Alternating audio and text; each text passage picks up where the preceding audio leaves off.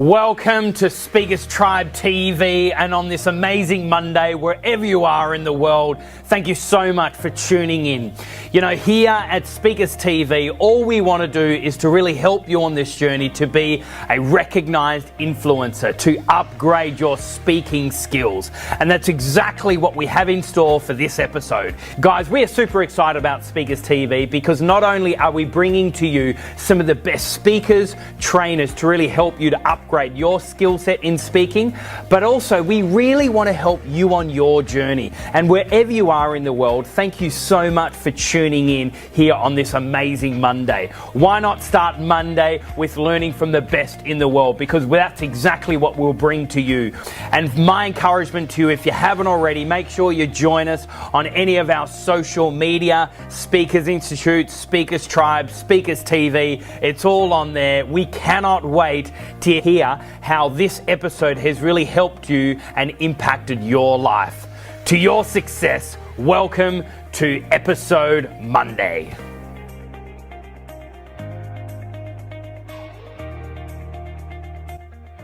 Okay, so I've been doing a little bit of research on our next speaker because I actually had never heard of him before. So this guy, ALLAN PEASE, right? So after doing a bit of research, I'm going to read it out because, you know, I had to do the research here. Is Australia's most successful author, writer of 18 top 10 bestsellers, including 11 number ones. With co-author Barbara, their books are in 55 languages. Now get this, have sold over 30 million copies. His research has been on the cover of magazines from Marketing, Playboy, Cosmo, The Economist, Oprah, has attracted over 20 million readers of their monthly relationship column. Together, Barbara and ALLAN have appeared on international TV shows like CNN, Bloomberg, History Channel, BBC Science, National Geographic, The Late Show, Good Morning America, and David Letterman. How cool is that? He has been speaking for 46 years, presented to over 5,000 seminars and keynotes in over 72 countries. Official PEASE books, training, products, fees, consultancies, loyalties, royalties and services have grossed over $760 million. So many other awards here, as you can see here. So, ladies and gentlemen, please welcome husband to Barbara, parent of 6 children and grandfather of 8, lead guitarist and piano player for the rock band The Coasters, the very exhausted ALLAN PEASE! That was really good. What do you think? Was that good? You like that? It's just the way I wrote it. That was absolutely spot on, Sam. So thank you. Good afternoon. Still good morning. How are you? Hold your right hand in front in handshaking position like this. Let's do a quick exercise just to see how you come across to people who meet you for the first time. I'm going to ask you to shake hands with someone sitting beside you. Pick anybody, shake hands as if you're meeting for the first time and keep pumping till I ask you to stop, and then we're going to freeze it. Do it now. Pick anybody and pump it. Come on, pump it, pump it, pump it. Keep it pumping. Freeze it, don't move, hold it, just lock everything. Do not move. Freeze it together. Now listen carefully. The person whose hand's most on top here saying, I'll be the boss for the rest of the day. So hands up, let's go with. Okay, stop holding hands. I got some interesting questions when I was waiting outside before from some of you guys and from some of the staff. I said to the staff, which I do, whenever you go to a hotel or to the conference you do the speaker, you go and talk to the staff who are serving and you say, what's the group like? Because they know. They'll get out the back and say, oh, they're a bunch of mongrels, they're good, they're. But they tell you, so what's just on the speaker? What are they like? And this woman said, friendly. They're really friendly. I think that's a good word. What do you reckon? I didn't realise how friendly till I went to the men's toilet just before. Now, being in the speaking business as long as I've been to so many places, there is nothing that has not happened to me. Good, bad, and every other way. I've been arrested 3 times, I've been beaten up by the police twice in the Middle East. So there's nothing that hasn't happened to me over this time. I'll share some of these things with you as we go on. I went out to the men's toilets before, ladies. There's 6 cubicles at the back, and there's nobody out there. I'm just making sure everything's in the right place. And the end cubicle had the door locked, and I could see some shoes under there. That's me and the shoes. I don't know whether it was one of your blokes, but it's me and the shoes. And it's dead quiet. So this voice came out of that toilet. The voice said, how are you? I got a question for the men. You're in a public toilet in a public place. A voice from behind you, and the toilet just said in a very deep voice, "How are you?" So I was raise your hand if you were about to leave that toilet. Raise your hand. Well, I did what 22% of you blokes did. I didn't leave. I stood there and pretended I wasn't there. The voice dropped down and he said, "How are you?" I said, "Good." He said, "So what are you up to?" "What am I up to? I'm in a public toilet. What's this guy want?" He said, "You're free for lunch." I thought, "Okay, Mardi Gras was on last night. Hang on a second." This is what's going through my head. I said, "Look, at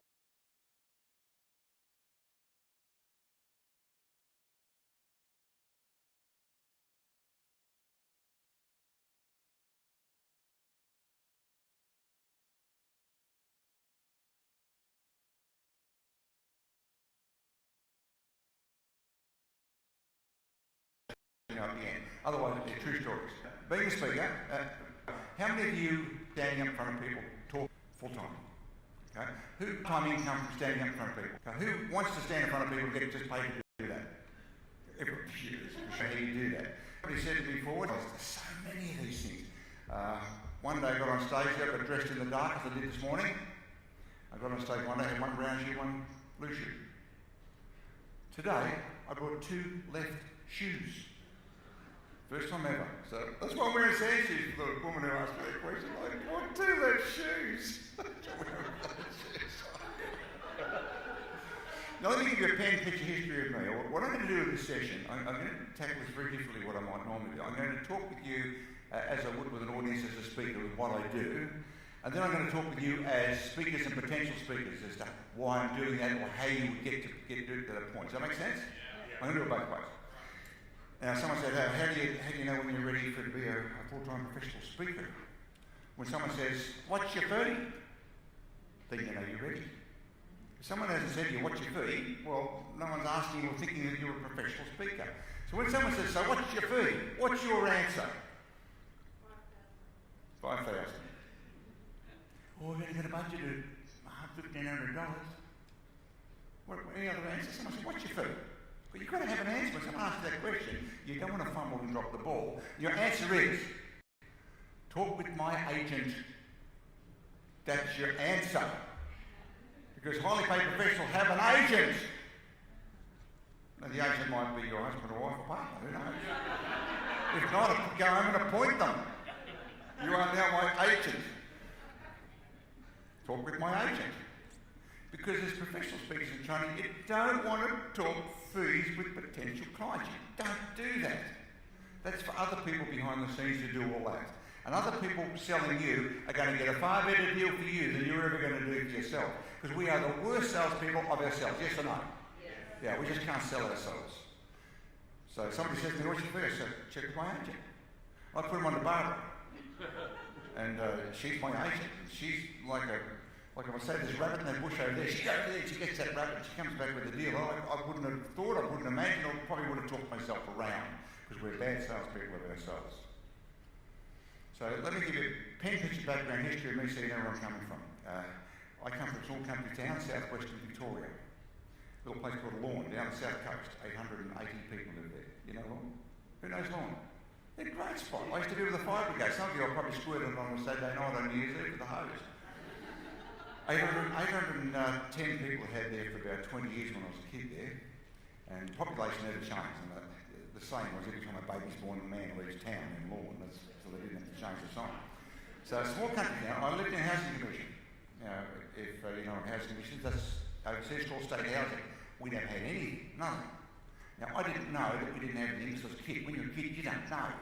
You only know when you're an adult, when you look back at your past life and you go, "Oh, holy cow, was I there?" I didn't know at the time, just a kid. It doesn't matter where you're raised as a kid, as long as you're happy, it's all good. And my father was a southwestern Victorian representative for the Eagle Star Insurance Company. And back in those days, and go back now to the early 1950s, there was no such things as credit cards and nobody paid by cheque. So when they paid premiums for insurance, they would have what was called a collector agent. That collector would go around the district and collect premiums every quarter, every half year, a year. And that's how they used to prospect for new business. They'd knock on the door, they'd pick strategic times, they'd knock on the door, so maybe a the husband's home or the neighbours are in. On the weekends they'd always go out because you get to meet new people while you're collecting premiums, and that was their main source of business. And so my dad would take me with him after school. So here I'm a 5-year-old, I'm going out with my dad. Because when you got a kid, you get in. I was a sales prop. Now, there was always women answering the door, and he was a young, handsome bloke in his 20s, so he took me. So gave him a great chance of getting in, a yes to get in. And we go around with a cheque to deliver. When they send out a policy that would mature, I remember one was £3,000, a lot of money. He had this cheque for £3,000. We had to go to the street. We went right up the end of the street, knocked on the door, and I said, Dad, that's not the right number. The number's up. He said, no, just stick with it. And the woman opened the door. She said, there's your £3,000, Mrs. Dawson. And she took it. She said, oh no, Mrs. Dawson lives up the other end of the street. Now she's holding £3,000. It's probably worth about $40,000, $50,000. So what does she want to know? Why are you giving a cheque for this much money to Mrs. Dawson? So suddenly he's got a prospect. So we just knock on every door up and down the street delivering this cheque for £3,000. Now, if he couldn't get in, he said, would you mind if Alan has a glass of water or can you use your toilet? So I spent 3 or 4 nights a week peeing in people's toilets and drinking water at a furious rate. But I got the opportunity to sit around negotiating tables with my dad, watching him negotiate for insurance. And he used to listen on a little record player, these big 78 vinyl things made by people called Earl Nightingale and guys that go back as far as right back to the 1920s. They're all training, and the insurance agents of the day were the cutting-edge salespeople. They learned all the communication skills off these vinyl records. Dale Carnegie was one of them. And he'd sit around playing it, he's not sitting around listening to them all, and he'd take me out and he'd say, look now, when I'm presenting the policy, if the premium's too high, you just watch the people. If they don't like it, you'll say those make them move backwards, they might cross their arms, put their hand on their face. And he taught me all these things as a kid, so I thought this was perfectly normal, you do this. So it made sense that at 11 years of age, I got a job knocking on doors selling sponges. 2 shillings each. I go to the upholsterers, they have all this rubber left over, I cut it in squares. That was in the days when people washed their windows with a cloth. And I would go door to door with a bucket and demonstrate how this would soak water up, and you could buy this for 20 cents. And I discovered pretty quickly, and my dad taught me how to do this, every 10 times my knuckles hit that door, 7 doors would open if I did it between 3 and 5 after school in the afternoon. 7 out of 10 would open. Out of the 7 out of 10, 3 wouldn't give me a chance to get through the presentation. They'd say, be a kid or busy or what do you want? And 4 would listen, and 2 would say yes, and I'd sell 2 sponges like at 40 cents. So I figured out pretty early that every time, 10 times my knuckles hits the door, I get 40 cents. It didn't matter whether they answered the door, whether they were home, it didn't matter whether they said yes, no, invited, it didn't make no difference, did it? If I knocked 10 doors, I got, and with 40 cents, I got to take Cheryl with the and she recognised the greatest guy in school. So I didn't want the 40 cents, I wanted Cheryl with the blonde hair. And the 40 cents gave me access. Now, right through my teenagehood, I sold pots and pans door to door, right across Melbourne. I moved to Melbourne as a kid, and I sold pots. I was the king of pots and pans in Australia, and making lots of money. It was terrific fun. Playing law of averages, numbers of averages. How many times you knock on the door, and how much you end up. And that's the bottom line with you too. It's the same thing. If people don't know you, you've got to knock doors. Someone says, drop dead, go away. No, we booked, no, never heard of you, and it blah.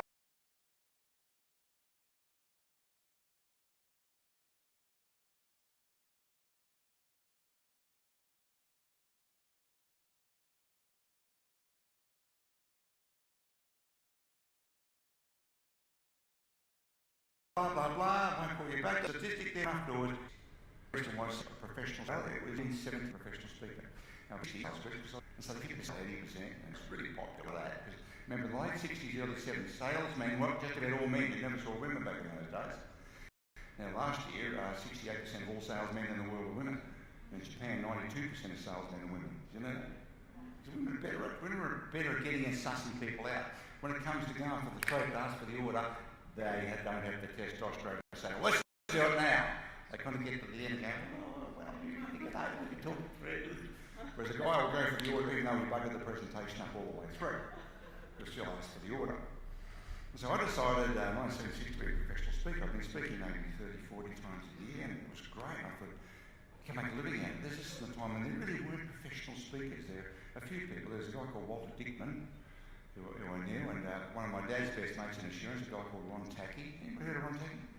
Yeah, Ron was become a big speaking agent, and Ron was giving after dinner speeches, and I thought, I can make a career out of this, standing up, talking with people. I can make a career out of it. And in 1972, I put together on a brand new technology, I went into high tech, a thing called audio cassette appeared. And on this audio cassette, you can have all this data up 2 hours on this little spinning thing, and I recorded a 4-pack, which I manufactured, was sold for $72. They got a Sony player with it, because no one had a cassette player, never seen such a thing. And they sold like hotcakes, and that's when I discovered backup products, which raises the question, should you have a book? Who's currently got a book, a written book? Raise your hand. Who's got a secret ambition to write a book? How long is this going to be a secret? How long has it been a secret? When are you going to write this book? Why are you procrastinating, sitting in this meeting, saying, yeah, I've got a secret ambition? Write the thing. Yeah, but what's the hardest part? Hardest part is the first line. Now, every one of my books have written 18 bestsellers and 11 number ones. I'll tell you why. I decided only to write number ones. I decided to write number ones. I've had 11 in a row. How do you do that? It's a technique to it. I'll explain it to you shortly. You've got to make the decision to do that. Now, to be a professional speaker or train someone who stands up and speaks like this, you must decide that's what you want to do. This is what you will do. But how are you going to do that? You've got 6 kids, you've got mortgages. Doesn't matter how you're going to do it. That's irrelevant. That's a technical detail. This is what you will do. Does that make sense? You decide the what and not the how. Now, most people spend their lives deciding how will they do this, how will they do that, and they get demotivated after 2 or 3 days and nothing happens. That's why most people don't do much. They're deciding how will they do this. If you knew how, you would have been doing it already or done it, true? So you decide what. Now, that was such a powerful thing. I wrote this book. I'll tell you a little bit more about this later, called The Answer. Number 1 in Japan right now. Big market, Japan, 130 million people. Hit number 11 in Germany on its first time out. Now, they're in 55 languages. Why they're in 55 languages? Decided to write for every language. How do you do that? Every time you write a sentence, you say, now, can this be translated into this language? Can it be put into Afrikaans? Can it go into Icelandic? Can it go... If somebody's sitting over there in China reading this, do they get it? And if they don't, change it or leave it out. So I only write something in every... Because money in books is horizontal, not vertical. If you can do horizontal and vertical, that's all better. Horizontal and vertical. Only write things that can be translated everywhere, otherwise you'd be stuck in your own market. Make sense? Yep. So, we did books in 2 ways. One is in the Southern Hemisphere for 40 years, we self-published. Why did you self-publish? That was a smart move. No, I couldn't get a publisher to publish it. I'm walking around this thing called body language. Nobody ever heard of it, never heard of me. I'm like 24 years of age. And they said, no, never heard of you, mate, never heard of the subject. Is this about sex? What's it about? And nobody would publish it. Closed market back in the 70s. And then I discovered there were people called distributors. They'd have a courier truck and they'd go and drop the bookshops. So I went to one of these guys and he said, yeah, we'll distribute it for you. A company called Doubleday. It's just a little company in Sydney. And I would sell to them at wholesale, less 50%. They'd then sell to bookshops less 30%, so they make 20% to courier it around. And I get 50%. And that was how we first started with self-publishing. So in the Southern Hemisphere, we self-published everything. That was a massive business. Now the internet's knocked it around now because of pirating. I'm one of the most pirated authors probably in the world. There's at least 10 million Russian pirated books that we know about.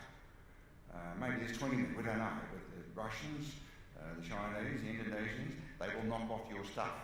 That's politically incorrect, yes, but they will knock off your stuff. They'll take you to lunch. So we appreciate that. This Russian guy said, we love your books so much, Alan, we publish them. And we'd like to take you to lunch. Now, I spent 3 months of the year in Russia. I've been there since before communism. I decided in 1978 to give speeches in the USSR. And people say, how are you going to do that? I don't know, I'm going to do that. I've been to see Right from Russia with Love with James Bond and Dr. No and KGB. I thought, this is great. I'm going to go there and do seminars. And I can remember what I considered intelligent people saying, well, why would you go there? Well, because I want to go there. It's go there, but they'll steal your kidneys and you get killed and you go inside and never see you again. And the Iron Curtain was up, as they called it at the time. So I'm going to do this. And people say, how will you do it? I don't know. I didn't know. But that's what I will do.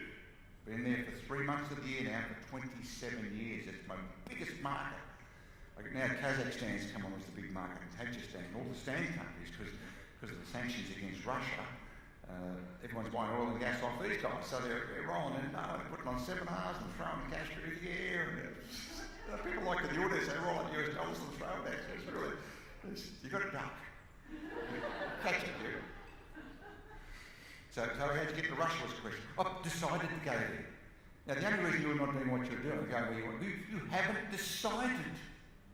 You make a decision. This is what I will do. I'm going to write a book about this. Well, how are you going to do that, Alan? You failed English at school, you never was much good in class. I don't know what I'm going to do, but that's what I'm going to do. The minute you decide the what, the how appears, which is what the answer's about. I'm going to talk a little bit about that too. I'm going to show you as a speaker what I might do. If you've got any questions or things, we're going to be here during the lunch too, by all means, so just ask me about it. I'll tell you about it. Everything you think that you might want to do in speaking, I think I've probably done all of it in 48 years.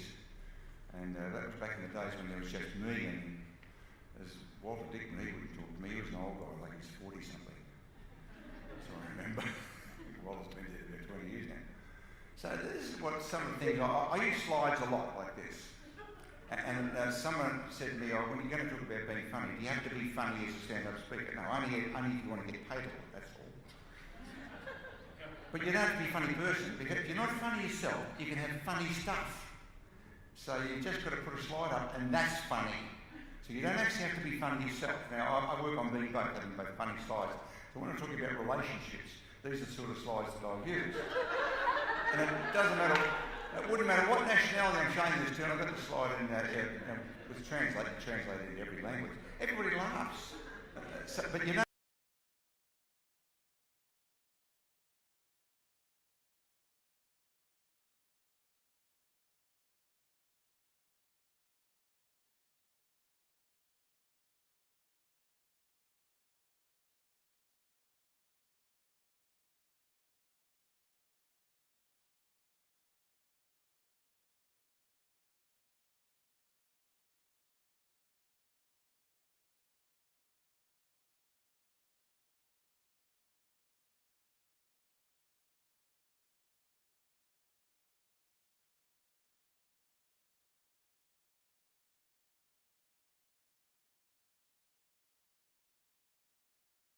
I said two. Speaking and writing books. 3 rules. You abide by these. Rule number 1. Do not wait to be discovered. Do not be discovered. You get in there and you rule number 2, yourself like hell. Like hell. If you do those things, everything else. These 3 big ones, but the answer is booming at the moment. That's new. Every 10 years I reinvent myself. New subject, new ideas, new markets, and go around the world. You know, the book's good for 5 or 6 years if you're any good at it. Body language has been down 41 years. 41 years since that book came out. I've only rewritten it twice in that time, just updated it. And I mean, listen, actually, it's the biggest seller. I sold 13 million of that. That sold in 2 years. That was a fabulous book, as you can imagine. Yeah, Don, it's fine. I don't care to say that, but I'm going to tell you how that book was written. That was the first book in our #1 series when we decided only to write #1 books. You see, up until that book, I'd written 4 books. Body Language, which was a world success, #1 everywhere. I knew it was going to be big, but I couldn't have imagined how big it went. The follow-up to that Talk Language, that was #1 everywhere, but that followed up on the strength of the first one. Everybody just bought the second one. Now, the next 2 books, one was called How to Remember Names, Faces and Lists. And every person who talks will say, oh, I must have that book because I'm no good with names. How many of you agree that you should read a book on how to remember people's names and faces and lists? Okay, but how many of you went out and bought a book on that? Nobody does. You will agree, yeah, I should have it. And if I'm here talking about that, you'll say, give me that book. But you will not go to a bookstore online or physically and say, I must have a book and I remember. You just don't do it. But I wrote that book because I knew you should have it, and you agreed. But it was a hard sell. We sold 200,000 copies. That was a lot of books, but it was a hard sell. We flogged it to death in the media to get people to go and buy it. Then I wrote a book called How to Write Emails, Letters and Faxes to get people to say yes. When you've got only words, how do you get people to say yes? Because I've been writing copy in the 80s for American Express. All the junk mail you used to get if you're like, someone's come up to me. So we put out a book on that, and everybody, who agrees you should have a book on how to write emails, letters and faxes to get everybody to say yes? But you don't go and buy a book on it. You might have to trip into a course on it, or hear a speaker, but you don't go and buy a book, but you should have it. So we decided after that to only write books that people really wanted. Run and write books we reckon you should have and you'll agree you should have. We're going to write books that you want. How to make $1 million by the end of next month. Who'd buy that? I haven't written that, but if it was out there, if it was for sale, I'm sure. Who'd be interested in something like that? Everybody! So we decided that any of our books people would knock us over in a rush to get hold of rather than what you should really have. Does that make sense? That was a massive turning point. I'll explain shortly why we made that massive turning point.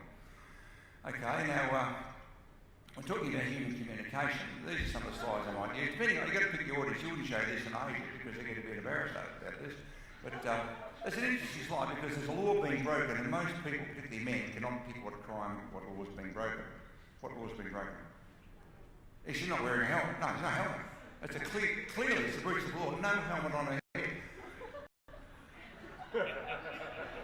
So that sets the audience up for, are you seeing the detail of what's happening in a circumstance, or are you transfixed on what you actually saw? So for example, when you see this, are you looking at a happy couple with the baby, or can you read into the scene to see that there might be other hidden messages in there that maybe the average person can't see? See, so I don't have the person that you'll discover the answer yourself. Okay, you've just met this couple. What's the first thing you notice about him? Okay, raise your hand if you saw the spinach in the tooth. You cannot get your eyes off that spinach. You look at the guy, you're making assumptions that he's a dirty monkey with his teeth. You haven't noticed he's only got one ear. So a slide like this demonstrates that you're probably missing the big picture of what's happening around you while you're focusing on little stuff. Same with this one here. Met this couple. So you can't stop looking at the guy's teeth. Yet she's got 6 fingers on her left hand. Nobody notices these things.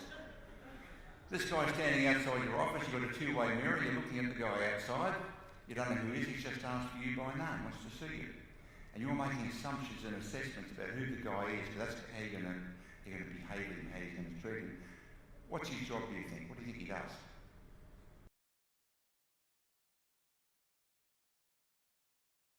Could be a model.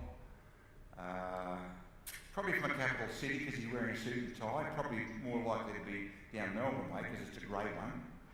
And that's a Melbourne type suit. You wouldn't see that in Brisbane. He's definitely not from Cairns. Who would give him a fair hearing for a couple of minutes? Raise your hand. Yeah, okay, so you're happy with him. What if we change his appearance? Let's just put one thing. Let's add a glove. What's his job? He's a hitman. He's got a hitman. Yeah, he's a chauffeur. He's a chauffeur. He's going to drive you out the back and put one behind your ear.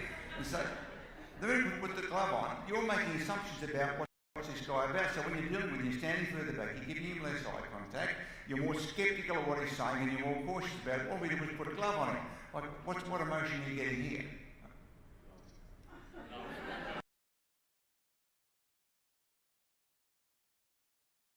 Oh, for you got glorious, that. Okay, aggression. Who sees aggression or anger? Raise your hand. Okay, let's change it. Let's put a hand in. We just changed it, there you love. You're going to hold it. So all we do is by changing one thing, and I'll use these slides to demonstrate, like rather than explaining to someone what I'm going to say, articulating with language, I can use these things which gives the clear picture of what's going to happen next. What's going through his mind? What's an interesting one? Body language is an outward reflection of your emotional condition. So it's showing what you're feeling. So whatever feelings and emotion you have is likely to be reflected in gestures, movements, postures, expressions and so on. So the art of reading body language is very simply, you're reading a person's emotional condition. Then you look at the context under which it's happening and the circumstances in which you see it, and it allows you, when you're good at this, to figure out what could be going through their mind. That's pretty much how it works. We know that women are 2 to 3 times better at doing this than men face to face. The reason for that we now understand, having babies don't speak. Give birth, they can't speak.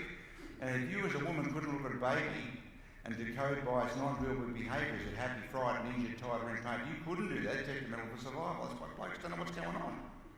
But women, he wants his nappy changed, he wants his dummy, he wants to go to bed. There's 7 baby cries. Most mothers can identify most of them. Fathers here, a crying baby. Shut that kid up. Now this is an interesting one. If you take a gesture or posture or position of any type and hold it around 2 minutes, you'll start to feel the emotions that match it. So in other words, you can manipulate your own emotions with this stuff. Now this is an interesting one. You remember when you were a kid, your mum and dad or somebody did this if you've been noisy?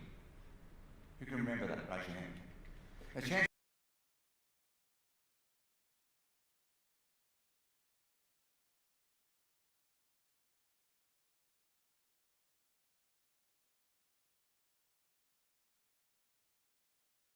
up, if that was anything you might be using it during this table. So someone's giving you a go to agree.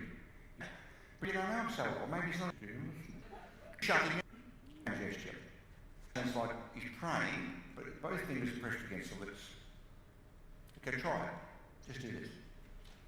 Just hold it for a second, just get a feeling. What's going through your mind? You've done it on purpose. What are you now thinking? Yeah, oh, please shut up. Help me. Please help me. Save me. God, help me. It's a combination gesture. First, a combination of praying. Now, if you're raised in a family where praying was part of that repertoire, you might still be praying as an adult. I saw it recently at Tamworth when I went in to check into this hotel. It was late at night. Not many cars in the car park. They say, you know, you're going to get an upgrade. So I go to the reception desk and the gal's there fumbling around with it all. And there are a lot of churches in the main streets in Tamworth. And so I said, look, what sort of room can you offer me? I'd like to get something better. And she goes, well, what do you think? And she started doing this. So that tells me she's been raised in a family where praying is part of it. I don't do this. I wasn't raised in a family where praying was part of it. So she started, then I immediately talked about the churches and how, and she's a member of the local Catholic church and she's on the committee. And now so she gives me the penthouse. So I'm such a, and I picked it up today that she did this and I picked it up. Make sense? Now, untrained, I might have missed that. Wouldn't have been known that she did that. I don't do it, but she did. And it gave me a raft of information and a path to go down to win her over because if she buys me, she's going to upgrade me, which she did. Now, that's the Monica Lewinsky inquest, that one. And I got these next slides from Cosmopolitan magazine. They sent me those. That's David Beckham doing it in Los Angeles at a Lakers match. And they're all women there, and women are better sussing stuff out, and that's why you guys shouldn't lie to women to their face. You ring them up and send an SMS, but don't front up. It's not very good. So they said, look, he looks a bit nervous and tense, they said. What's going on? You know, he's a confident guy, he's big in America, he's got his clothing label and so on, football player. So you move the cameras back, you get a bit of an idea of what's going on. So he's got 10 of these dolly birds doing this dance in the guy's face. Bit of a distraction, fellas, wouldn't it? Right? Yep. That's not the issue. Here's the issue. The issue is sitting with his wife. He's studying his face to look for one wrong eyebrow move, one wrong cheek move, and he will be severely punished at the appropriate time. Now, every one of you blokes in this room have been in this circumstance, haven't you? I'll tell you where it was. Traffic lights.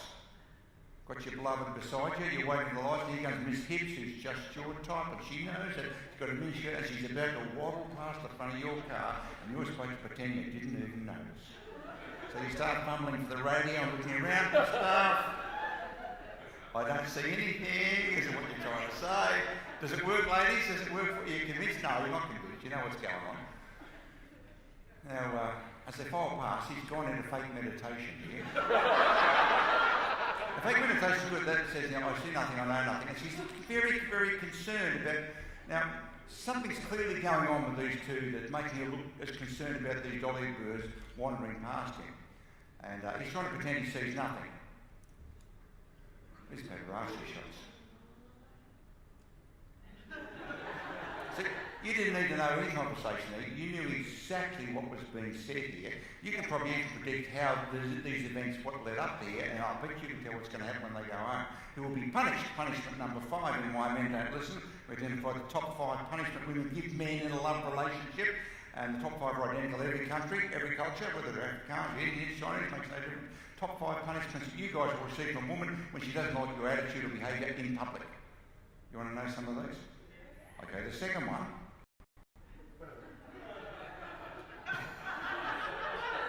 She sends you guys to sleep in another room. I don't like you, so get out there on that couch or in that spare room. So women everywhere in the world sending guys out there. And women in the world sincerely believe this is some kind of a punishment. Fellas, you've been kicked out on the couch or in the spare room. Is this a punishment for you? No. No, it's like camping. You find the secret. Yeah, it's like camping. Like he's alone on the couch with a remote control. What a start. Kitchen full of food and drink. Woman's promised not to talk anymore. I mean, how much better can life get? Ladies, if you're sent on the couch, for you, that's a punishment you don't like it. For us, it's a bonanza, camping. want to punish the guy, make him sit down on a chair and discuss his feelings. I'm not doing that. So let's talk a little bit about the ants. This is my favourite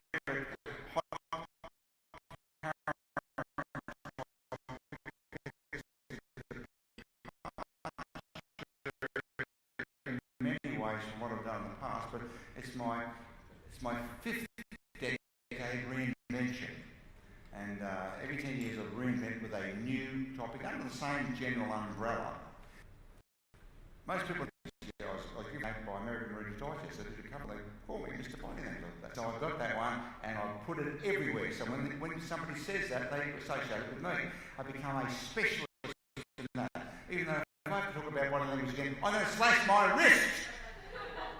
But doing this since the 70s.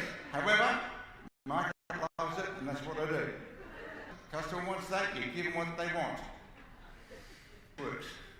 Big right there, about there's it. But a little golf ball size, think about that, looks about like it's round. It's made of neural tissues and fibres, nerve endings. It's called reticular formation. Now, medical science has known about this for about 50 years. They never quite understood what to do with it. And what I've done since the early 90s is taken science. I was one of the first to talk about MRI, how to apply to business. And I travelled around with one of the world's top geneticists talking about how this, and more, in a great book called Brain Sex. And Anne showed how this applied medically. And I thought, hello, this is what I want for business. So I applied business to it and took that, and out came why men don't listen when we can't read maps. A science-based reason why we're different. And it happened at a politically correct time where you're supposed to go around pretending men and women are the same. Now, that little reticular formation is interesting, part. It's the command centre of the brain. And this is what the answer is about. So every experience you have, everything except smell doesn't enter through this, but everything you see, feel, taste, touch, goes through that command centre. So it picks it up in the command centre, then it distributes it to the brain as part of where it needs to go, like that. That's how it looks. So a sensitive part of the brain's got to deal with it. Now, it's a bit of hardware that we're dealing with here. It's a bit of hardware, software.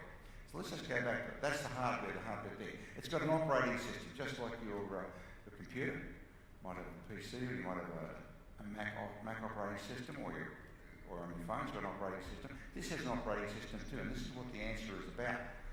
And so what I did with this, I pulled together everything you know about motivation, about getting things done, about achievement, everything I personally knew as well, and explain using simple science why that happens, why success is not an accident, it's on purpose.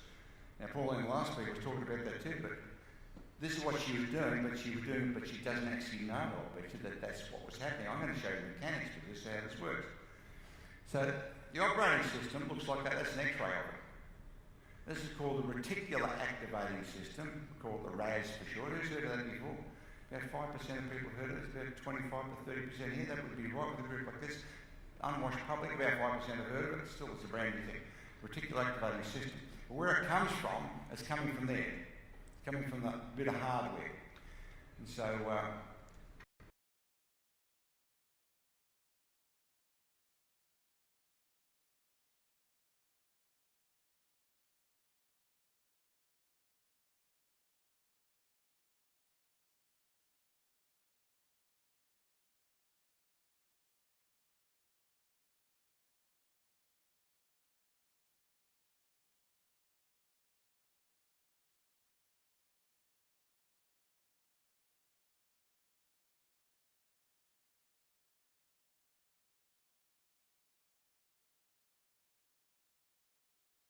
data for it. So, for example, Anna, what do you drive? A Pajero. How long have you had that? The minute Pajero or the Pajero is out there parked beside you, see the people's garages, and it's from there hiring you out of that. You see Pajero. You drive. Everywhere you can joke has got one. And more drivers driving it than before you. All that have your RAS and search for details about it. Once you decided what you wanted, which is a Pajero, that all you saw was Pajero. You open a newspaper, there's a sale on Pajero. You go to television, there's an ad on Pajeros. You look at a magazine, they're selling Pajeros, they're hiring Pajeros, there's off-road Pajeros. You cannot stop seeing Pajeros. Now, I drove all the way down here this morning from the Sunshine Coast early, and I never saw one. Does that mean there wasn't any between here and there? I must have passed thousands of cars. I never saw one. You know what I saw? Every second driver's got a Lexus. Every second driver. The place is full of the damn things. Lexus everywhere. When you decide what you're going to do with your car, that's all you see. And this is, in simple terms, how this works. Most people have not decided the what. They're sitting around thinking about the how. How would I get a house on the beach? How would I buy a brand new Pajero? How could I finance this? How could I become a full-time speaker? How could I... How? And then you think about it and you can't see how, so you get demotivated, put it on a shelf and go back to the comfortable life you know. That's why most people don't do anything. Here's what you've got to do. From today, decide what you'll do. I will become a full-time speaker, trainer, singer, dancer, whatever it is you want, doesn't matter. Decide what. The minute you decide what, the race takes off and you see how it just appears. It just turns up everywhere. Second thing the race has got in it, it's got a search engine, and the second thing is it's got a GPS. And with a GPS, if you're going to drive from the Sunshine Coast to my place up, I live in Buderim, I've got a property in Buderim on the Sunshine Coast, if you want to go there, do you need to know every street between here and Sunshine Coast? What do you need to know? You just got to know what the address is. The exact address. So let's say, for example, the address was 29 Crosby Hill Road, Buderim. You put that in your GPS, where would your GPS take you to? Take you to the front gate. Yeah, within a metre or two. What if you make a wrong turn, take the wrong exit? It reroutes you, puts you back on, you know you can't go wrong with it. It'll put you back on the route. What if you just put in, don't put in 29 Crosby Hill Road, take the number, just put in Crosby Hill Road, Buderim. Where will it take you? To the centre of the road. So you still know where, you don't know where I am, you know I'm on that street somewhere. What if you just put in Buderim, Queensland? It'll take you to the post office in the centre of town. What if you just put in Queensland? You go to Charlieville or somewhere. Now most people in their GPS are putting in Queensland or Western Australia. This is where it takes you to the middle of the place. You don't know where the hell you are. You need to have a specific, clear address. That's the what. Once you have the what and you punch it into your RAS, you will turn up at that address. So you've got to make sure you get the address real clear on this. If you've got a vague address, you get vague results. Be absolutely clear. How are you going to do this? Decide what. And when you decide what, you'll see it. Now, have you already had experience with this? You know what I'm talking about. And most of your life's like it. When you decide I'm going to do something, suddenly you go to a cafe and that guy over there is talking about it. That's how it happens. Everywhere you go, you just see it all over the place. Pajeros coming out of every crack in the place. Okay, now I decided to be a professional speaker. That's what I want to be. How are you going to do that, Alan? There's no such thing. People say, what do you do? I'm a professional speaker. They say, like the Sony ones with the subwoofers and things. What do you think I was, a professional speaker? So no, you stand up and talk, oh, you're a talker. Well, yeah, okay. Oh, you're a talker for money. Yeah. Well, how much do you charge? Check with my agent. Tell me anybody what to charge. Check with my agent. I'm the worst salesman of me. I am. I've done this all my life. This is all I know. But I'm still the worst salesman of me. I'm a salesman. I'm a sucker for another salesman. I really am. I send it to Barbara and she's got the guillotine. It's a soft guillotine in the Velvet Club, but it's very sharp. Now, should you have a book? Well, look, let's say a client's got 5 potential people lined up that they might want to hire for a particular project or a job or a speaker. And out of those 5, this one is the author of The Sex Life of the Mexican Numbo Rat. And the others aren't the author of anything. Who gets the job? The author of The Sex Life of the African Mumbo Jack. It doesn't matter if it's even relevant. If one's an author and you're not, and everything else is equal, the person with the book gets the job. That's how it works. Now, the book doesn't have to be any good. Americans have proved that over and over. Put out all this crap and this rubbish. What the hell's this? But they got the job. I know well-known speakers, I meet these guys all the time, all around the world. They've got the crappiest book ever, they've probably got a great title. Got a great title, a crappy book. Now, if you write a crappy book, no one's going to buy your next one. You can get away with big PR the first time, but no one always buys the second one. That's what happens. I make sure every book is so good that they want to buy the next one. That's my next market. So I keep doing that all the time. Good titles, good books, next market. So you have to have a book, yeah. So when do I write a book? What's the first line? First line of every one of my books. The very first line of every book. Why I meant down this, the first line was. And it's every single book. See, the hardest bit is getting a bit of paper and starting. Now, I now key on my books. Sometimes I'll handwrite, but keying, there's reasons why, and I explain in the answer why it's better to handwrite than key. The first line of every book you write should be, once upon a time. Because you know that line, don't you? You've heard that since you were a kid. You sit down with a piece of paper and write once upon a time, and then it'll just appear.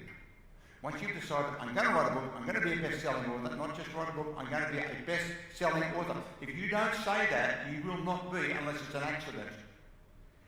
The 32nd man and their dogs producing stuff at such a furious rate now.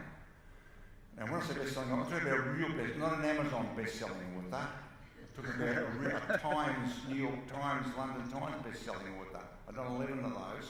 That's a real one. You know what? No, you know, because they bring semi-truckloads of money and throw it on your lawn. That's how you know. Which is a board management commission, I think that's really cool. It took me 20 years to work out what to do with it. I didn't know. I still find myself, like when I was a kid, we used to have, when you put butter on the toast, you have to scrape the extra butter off, it's too much to put it back in the container. I still find myself now, pushing 70 years of age, still doing those things. I have to say, Alan, you don't have to put the butter, I'm a vegetarian, I don't do butter, but I don't have to put the butter back.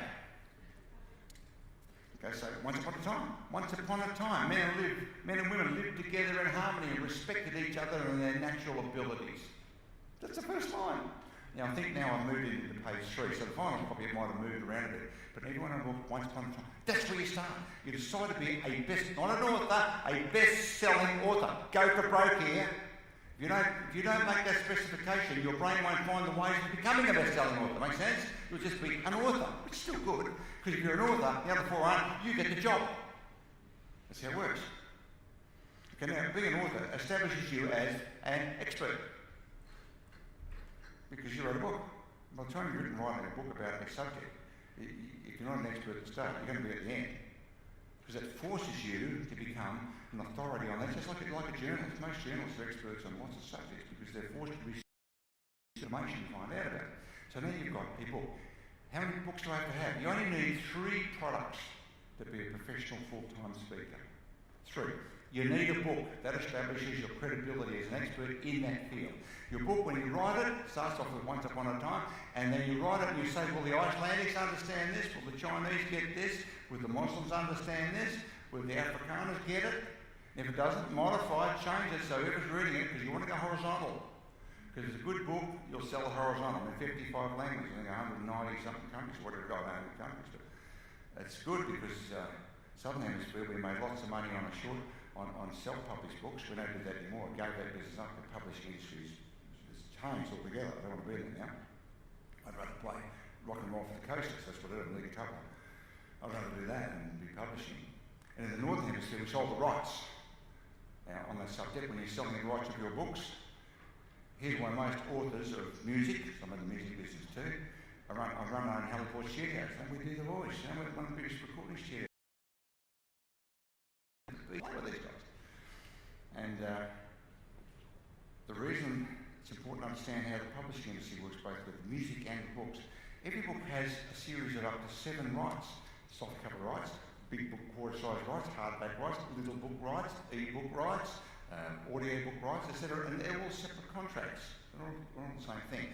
When somebody signs you up for your book, they think you're a dummy, you wouldn't know. They sign you up for the whole lot, so you hand over because you're so excited to get published. No! Check with your agent.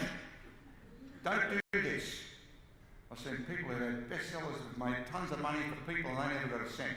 I go on TV with best-selling authors around the world. Some have got the bloody arse out of their trousers. They've got no money. Authors don't make money. Who makes money? Publishers and distributors and retailers. Authors get this much. Not much. So the key is if you self-publish something, you get the whole lot. You get retail, you get publishers, distribution rights, you get the printing rights, you get the author rights, you get everything. Now, if you're going to publish a book, put it in hardcover, not softcover. Cost you an extra $1 to put a hardcover on this. So a book like this, the answer sold for that. I sold this one, it's the first one I sold in Australia, the Harlequin, and they published, I think they published about 40,000, which is Australia's a lot of books. Thought it would have done better so far, but it's hard marketing, it's taken a living. Preaching in your own parish is very difficult. And whereas in Russia, I sell 1 million Just like that, straight up, because I come in and play with a briefcase because I'm an expert. Now, it costs $1 to put an extra hardcover on this. So instead of a book selling for, say, $25, the soft version of this is $29.95, $30. For an extra $1 on it, you'll sell that book for $40. For an extra $1.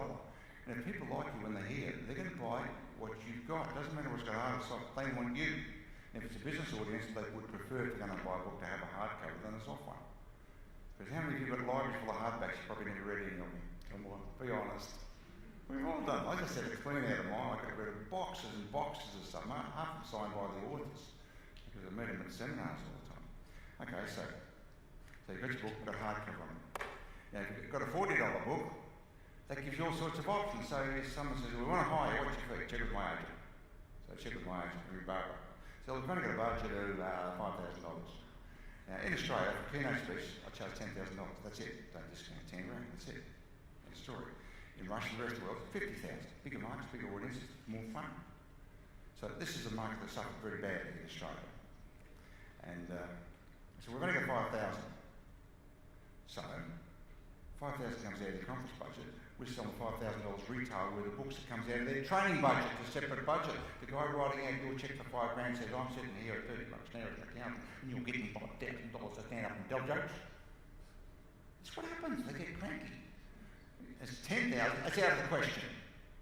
So if you've got products, you can then contra it off against your fees, and they write out a separate budget, comes out of their training budget, and you say, write it out of your training budget. They never thought of that. They've got budgets for training, for hardware, for gear, for books, for audio, for video, for downloads, and you write it out of there. That gives you flexibility for negotiating to keep everything up high, and that way you don't have to pass stuff along to make back room size. You don't have to do that. So you only need three things. You need a book. You need some sort of an audio or video, and these ones, that's a video with the answer. Now audio, this is interesting. Now most people think, speakers think, "Oh, I'm going to do audio, I've got to go to a studio and go set up." Look, when you go to a studio set up, you don't sound right, you don't sound like you, and it's not much fun. I mean, I make these things in America and the UK for the big publishers. Now they want me to go for days at a time into the studio and record this stuff, and I find it a grind. So here's what I suggest you do. This one here, questions of the answers. This niche, my communication skills under that gave me another 60 different areas. And questions of the answers, I spotted this in the multi-level marketing business. And I wrote this book for Amway. I said to Amway back in 1982, I'll write this book to be like my plan was to have the operating system just like Bill Gates did. So I got the operating system. So I wrote a book called Questions of the Answers. Simple, quick, took me 6 months to do it. We sold nearly 3 million copies of this now.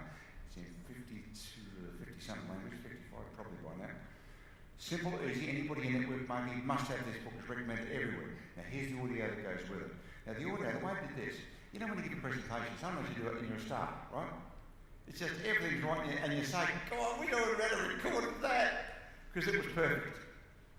At other times you give the same presentation to another group and maybe the audience is a bit dull or they're public servants or something, and which they don't love us. They go, "Oh, yeah, they've been forced to come to this meeting." So you don't have to fire you guys up. You guys wanted to come to this meeting. So you're fired up. But you go to some government ones, they're forced to go there. And so you give a presentation there, and where they fell about it, a story told over there, that the government, well, they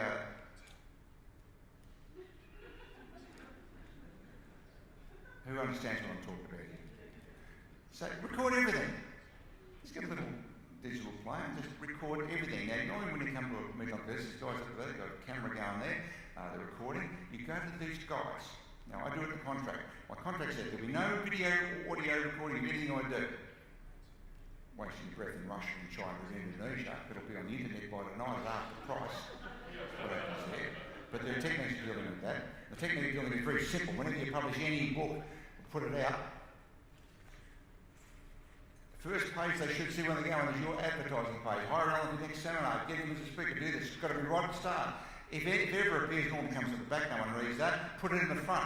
So when they pirate it exactly the way it is. So I've got maybe 10, 20 million Russian books. The first page they open is see Alan hiring. I get 3 months of the year seminar business. I've pirated $2 cheap stolen books They keep bringing these little books along and I keep signing them, yelling and falling apart. I'm going to a place, they're paying me 50 grand. I come off a $2 book. So you're going to put it in the start. So in places like Russia or China, I go along and say, look, we've got to be enough audience. How much it cost me to do this? 50 grand. Oh, it's too expensive. So I said, look, here look at this thing. CDs, DVDs, which we've made, these sell for $49, $50 a piece, and sell, and you'll make it, I'll show them the specific, sell it okay, we'll make 70 grand. So we're paying this idiot 50, we're making 70. In fact, I'll give you a second one, go and publish it. Because they're going to do it anyway. Doesn't matter what you say, they're going to steal your stuff. Get that clear. Your stuff will be stolen if it's any good. And you want it stolen. Provided, because look, if I printed 1 million brochures a month in Russia to distribute, what would that cost me to do that? I couldn't do it, so they flog stuff. They go, here's your lunch. And I've got 1 million pieces a month going out there, and I'm hired by everywhere. It's unreal. And I spend my time with Putin bloody Mars off $2 books. Now, this question to the answer. This is a combination of 4 seminars. 4 sessions I did in the same session. And I probably had about, maybe I recorded about 10 or 12 of these. And so you go through and you pick out the parts, the best part in each one of these, and you join them together with little fades between them. So there is your full talk, because we fade in and out, but the final one is an absolute cracker. It lays people in the aisles. It's something you probably could really deliver anyway, unless the timing and the audience was right. And that's what this is. It's 4 different seminars. I said at the start, it's 4 different seminars put together. And this thing sold, we reckon, about 500,000 copies just of this. Because of what it is. And it didn't cost me anything for food. I didn't have to go to a studio. Now, my contract says you can't record anything. But here they're recording it for archives. Yeah, right. Come on, pull this one, Charles.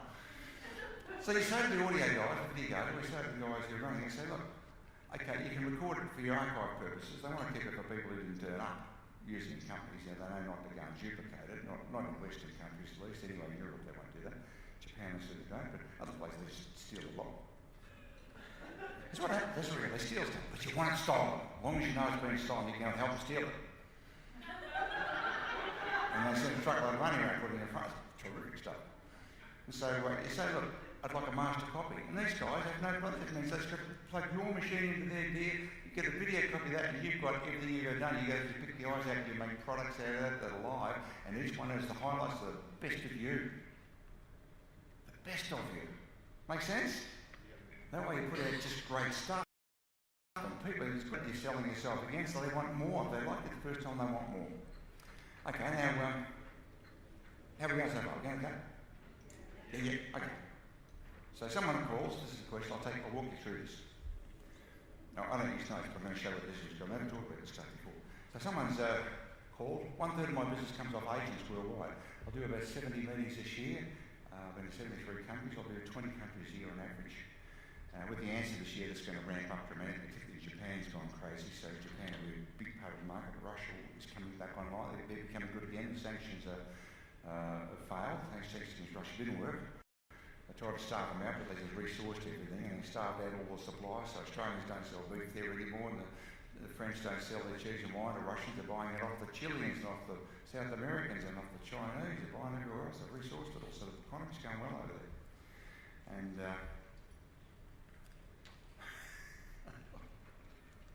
sorry, I know what's coming. So they said, what does it cost? Talk to my agent. So we talked to the agent. Now, they want you to come on a certain day. They want you to come on the 5th of August for 2 days. They discuss fee. What's your fee? Well, let's work out what you want Allan to do. So we want to get engagement to find out who this client is and can we make him lock him in as a long-term repetitive client. What do you want him to do? We want him to do this, want to speak there, talk to these people, and go to this lunch and stand up, and I'll tell you what they want you to do. And how much does it cost? Okay, well, I've still got to work this out. But let's see if he's available first. So now let's check my diary, and I am not available. If you're available, your price goes down. So, maybe I'm just sitting on the beach that day, who knows? But Barbara says, okay, 5th of August. You know when you go to the airport to check in and they get your name and they look at the computer and they go, and your heart dies? That's what happens. Like everybody gets in the plane. Now, if they called you, they want you. You know that. They rang you, they want you. It's just a matter of what it's going to cost to get this thing done. So she says, can you move your date? Oh, no, I've got to come in from all over the Southern Hemisphere. It's got to be those days, okay? Okay. I could move this, I could shift that. Well, look, at this point, let's proceed as though we can do it. That's the start of the negotiation. Let's proceed as though we can. Because if you're available and willing and waiting, you're going to get paid the least, aren't you? So we go through and fill the details. So okay, we'll send you out a questionnaire. So we send out this pre-programmed questionnaire. It's for every possible thing there is to know about their client, what they want to know. It's all the stuff that you'd probably be bored senseless. About 1 out of 3 clients fill it in completely, 1 out of 3 don't fill it in at all, the rest of it does sketchily. It says things like, what's the point of the conference? What's the point of me? What's the specific purpose there? Who will be the key people? What would you want Alan to achieve? What's the mixture of motivation, entertainment, nuts and bolts? Now, why am I asking all this? Well, I practice all this and put it in my presentation. So another question here says, who's on before Alan and what's on after? Why do I want to know that? Who's on before? I go, well, Anthony Robbins is on before. Well, I ain't going. Anthony Robbins is on before. Michael Grinder's on before you. I'm not following Michael Grinder. No. Put him on last. He's going on last. I'm going on third. I'm going to capture the whole room. He can struggle. Because you don't want a pro speaker on before you. You want the chief executive on the economic reports. What you want. It only be up from there when you get on. What do I want to know what's on after? Well, I want coffee break or tea break. Why? Product sales. Product sales. You don't want to have just a gap between you and the speaker. You want to have before lunch, before morning tea, or before afternoon tea. That's what you want before. So people have got time to talk to you and product sales. You can find out clients. Now, once the job's locked in, then I'll have a call with the client. And I'll go through and I'll read this just before they ring me. And I know all about that company, about them. And then I say to the chief executive or whoever and talk to the conference, on this particular, I see you've got positivity as your main conference theme, this one has. How did you choose that? Oh, because there's been a few negatives when we've merged with another company and it's all going backwards and blah, blah, blah, blah, blah. And then whatever this person says, if they're the person paying the bill or in charge, as this guy here said, an old cliche, he thought he was right, he said, if it is to be, it's up to me. He said, that's my approach. He said, people buy you first. They buy everything. So I write all these things down. So when I get up and I'm speaking, what do you reckon I'm dropping in there? You know, people buy you first. They're going to buy what goes with you. They don't buy their own. And the chief executive saying, this guy's a bloody genius. So you ask the decision makers who put the conference on, what do they believe? And you write it down with inverted commas. So I know they said it. And then I practice those lines at the back before I go up, and I just drop them in as I go along. And the chief executives think this person is a genius. Because all the speaker really does is get up and repeat what the chief executive told them anyway, but you're someone new with a briefcase, so you're an expert. And a lot of them say, God, I can remember when I line insurance brokers, they remember, that was me, Gary Packer and Tony Gregg, for those who remember that. We ran that business. It was huge. And I can remember bringing along a speaker, I bring my speakers along to give them money, I say, I want you to say this, and I'd write lines for them to say, they get it and they say it. And my agent, my salesman say, did you hear what he said? That was amazing, wasn't it? I said, yeah, can't believe it. Somebody say that. Because if you say it, well, you said it, but someone comes in and says the same thing, it's genius. And so that allows me to lock in exactly what people, so when I'm saying stuff that people want to hear. And this is another interesting form too, probably haven't thought of this. This is a punchline sheet of every funny joke line categorised that I could possibly say on stage, but the main ones anyway. So when I go to a seminar, I write down what I think I might use. And at the end of it, I cross out what I didn't use and I tick what I did. So if I go back next month, next year, 3 years now, I know exactly every line I said was funny. People don't mind you repeating what the material was, but they don't like you saying the same joke. Is that true? They don't want to hear the same joke. So I know with every client, every joke I ever told them, every funny line, so it's written down. I always said, my humour is my attitude, humour is not worth the paper it's written on. So this is every possible line, like I say, every story I can say, every open, every closer, how to deal with hecklers. Lines for hecklers, you've got to practice them before you've got to... I do a lot, I love it because I've got heckler lines here.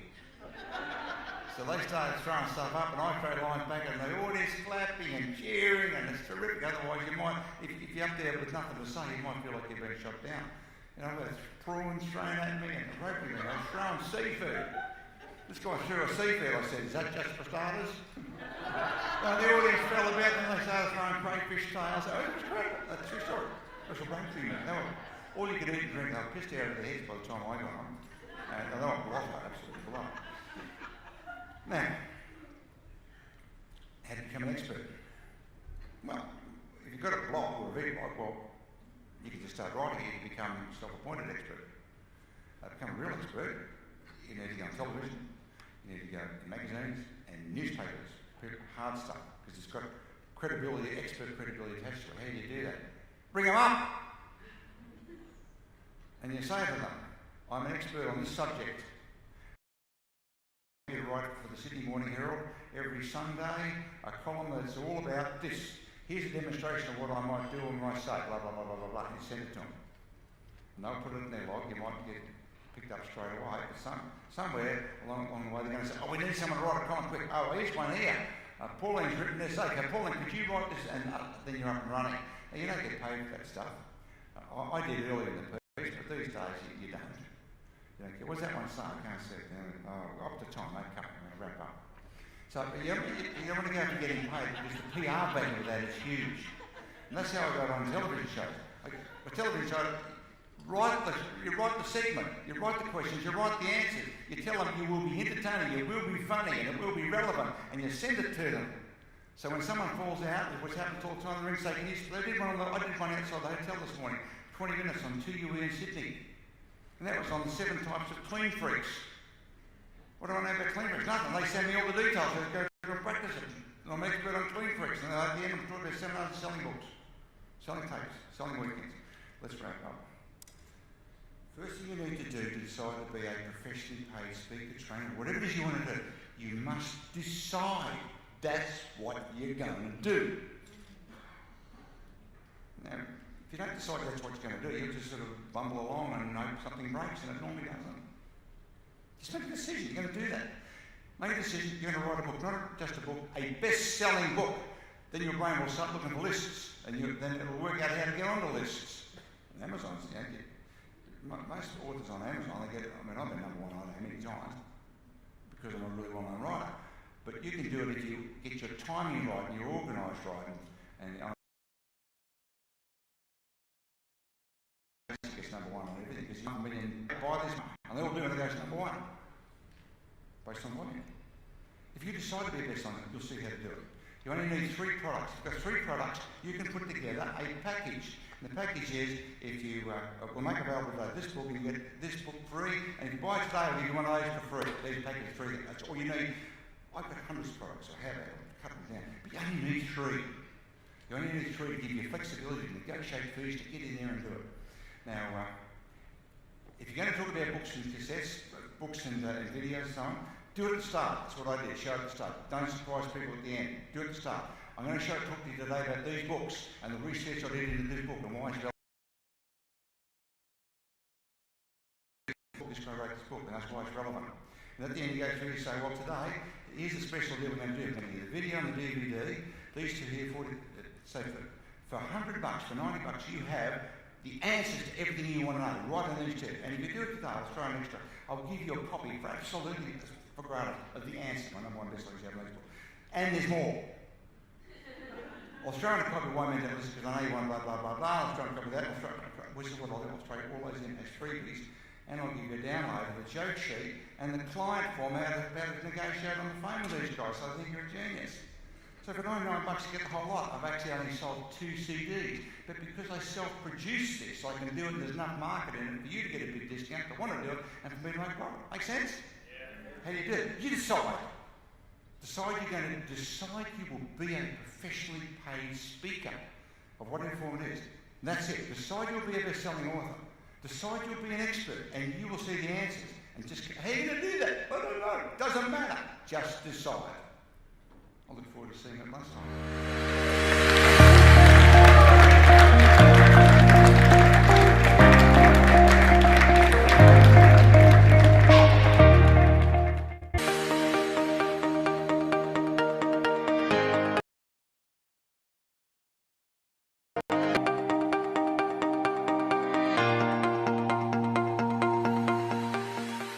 To share, I mean, how good the feeling was after completing the session, and I think the feedbacks were just too good. So I mean, that is forcing me to think beyond. I think it was pretty linear thinking earlier, and now it is pretty diversified. So that is very helpful. Thank you, Charlene, Christiane and Sam, for obviously the benefit and the inspiration you've given to so many of us, and to all the participants, because I think for me personally, this is the first time I've felt that I've been in such a safe space to be vulnerable and to make mistakes. And I know that a lot of us have shared some really traumatic events in our life, possibly for the first time publicly. So that's just been a really huge thing. So thank you for everyone for opening up and for people to open up and be authentic. I'd like to firstly acknowledge you, Sam. Thank you so much for instituting the Speakers Institute and all of the lovely people who've attended today. I think they've done an absolutely wonderful job. I think all of their stories are worthy of stage presence. I think you'll all go very far. I just wanted to say, being out of the workforce for 6 years, looking after little kids, and this is the first course I've ever done, and it was astounding. It blew my mind. It was beyond my expectations. And feedback today, that was brilliant, and it's given me the confidence to back myself, because I didn't have that before. Because you know, when you leave for a while and you come back, it's all a bit dodgy. So thank you.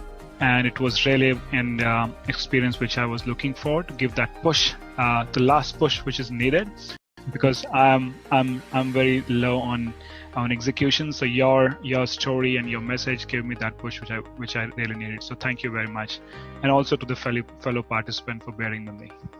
Thank you, everyone. You've all inspired me today, and I want to thank you, Sam, for putting this on, and Christiane and Charlene inspired me to come through conversations we had, and so I'd like to thank her.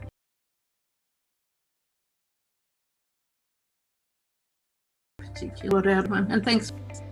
My name is Sam. A long time ago, I was one of the proteges. Now, back then, I had absolutely no idea where I was going to go. I was an expert in my field, but I was working very much in the corporate space. I also had no followers on any social media accounts. I had no email list. I had no people anywhere on a database that was out there in the public market. But I knew that I needed and wanted to get out, get online, and make a difference to the world. And I knew that the only way I'd be able to do that is to go out and start speaking, putting myself out there as an individual. And it was really confronting, because there's all these kind of things that we go through. Will people like me? Will people engage with me? Will anyone even care about what I have to say? Will people mock me? Will people criticize me? Will I be torn down by my competitors or trolls? So I had all of these worries, like everyone else does, not knowing where I was going to start. You know, do I start with the logo, the website, the message, the thing? Branding? It's all very, very overwhelming. So I want to reassure you guys that I was absolutely there. After going on Sam's program, I have gone on to win multiple awards. I have now got over 20,000 students in 146 countries. I have been listed by the Huffington Post as one of the top 50 must-follow female entrepreneurs. I've published 12 books, 5 of which have gone to international #1 bestseller. I recently was headhunted by a university and now hold the record for being the youngest university director in Australian history. And I have done all of this from working in the spare bedroom in my house. I now have a multi-million-dollar education company with children running around. And one of the things that I really want to make clear to other people is that everyone can do this. Every single person. I had no special starting point. I had no investors. I've never had anyone give me money. I absolutely have just started on the corner of a kitchen table with nothing but a dream, a drive, and an ambition. And that is the only thing you need to get started.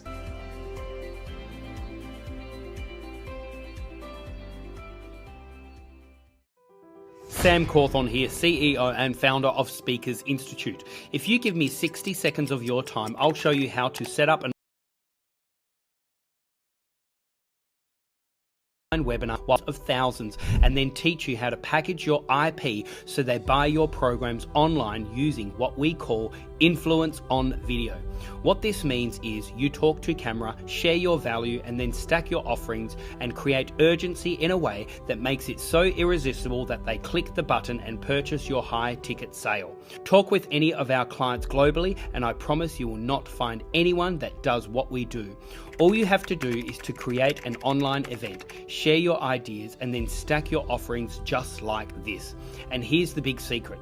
Everyone is online right now searching for people just like you to help them learn things that you already know.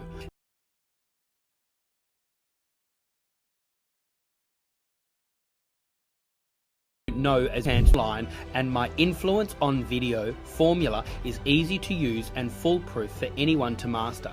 Just recently, I did a 1.5 hour video online to only 40 people, and at the end, 10 of them bought my $4,000 product, all by one click of the button. It was seamless. So if you want me to show you how to influence on video, stack your offerings that make it irresistible, learn my exact script so you can come across authentic and real, and create urgency so then they buy immediately, then click on the link below and join my free masterclass. This is the Celebrity Authority Show. Please welcome your host, Sam Cawthorne. Hey.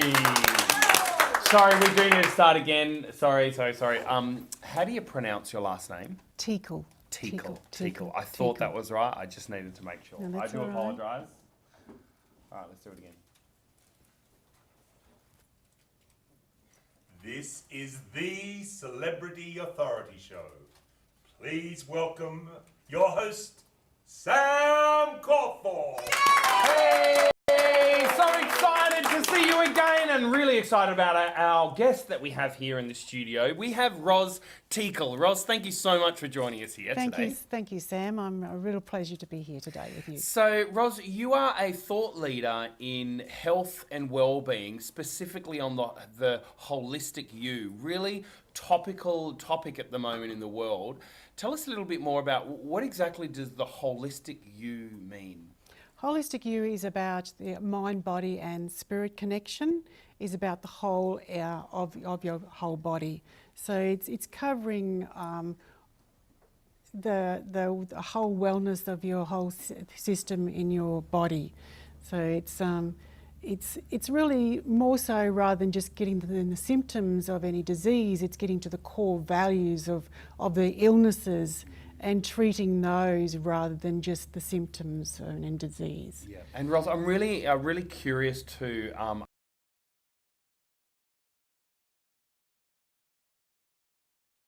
uncover this, what etc. with this holistic you theology, really.